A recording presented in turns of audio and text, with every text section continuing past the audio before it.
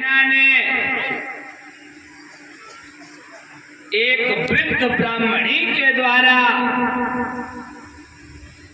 अपनी बेटी पार्वती को पातिव्रत धर्म का उपदेश दिलवाया। माताओं, हो सके तो पालन करना। मेरे पास कथाएं तो बहुत हैं, केवल नाम ले दूं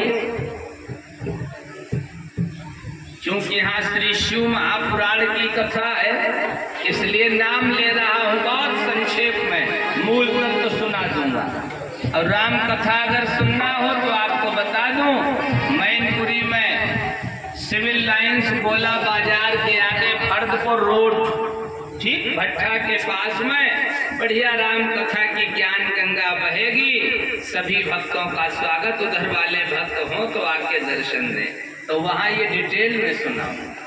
माताएं कह देती हमारा पति ऐसा वैसा। अरे तुम्हारा पति शंखचूड़ से बड़ा आतंकवादी तो नहीं है, आपका पति मेघनाथ से बड़ा तो आतंकवादी नहीं है। क्यों? मेघनाथ की पत्नी सुलोचना जिस समय अपने पति मेघनाथ के कटे हुए सिर को लेने के लिए रामादल में आई है, मर्यादा पुरुषोत्तम भगवान राम ने देखा,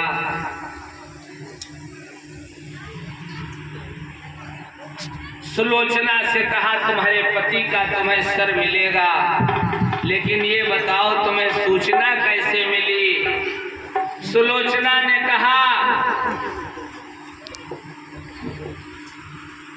मेरे पति की कटी हुई भुजा ने लिख करके सारा हाल हमें बताया है। सुग्रीव कहने लगे प्रभु, किसी मानव की कटी हुई भुजा क्या कभी कुछ लिख सकती है? अगर कटी हुई भुजा लिख सकती है तो कटा हुआ शीश, कटा हुआ सिर हंस भी सकता है। अगर ये हंस कर के दिखा दे तो मैं जान लूंगा। सुलोचना ने कहा मेरे स्वामी, अगर मैंने मनवाणी कर्म से आपको परमेश्वर समझ करके पूजा की हो तो समाज में मेरी हंसी न कराना। उपस्थित सज्जनों, उसी समय वो सुलोचना का सिर ठहाका मार करके हंस पड़ा। राम ने सुलोचना के पति मेघनाथ का सिर सुलोचना को दिलवाया, और सुलोचना ने लक्ष्मण से कहा लक्ष्मण तुम इस बात का मत करना अभिमान, और मारा है धननाथ को मैं हूं अति बलवान। इसमें तुम्हारी कोई वीरता नहीं है। ये मेघनाथ और लक्ष्मण का युद्ध तो केवल एक दिखावा था। वास्तव में दो सतियों का सत संग्राम भूमि में लड़ता था। क्या बताऊं, इधर मैं अकेली पड़ गई और उधर उर्मिला सती की मदद सीता सती ने कर दी, इसलिए ये युद्ध उर्मिला सती ने जीत लिया।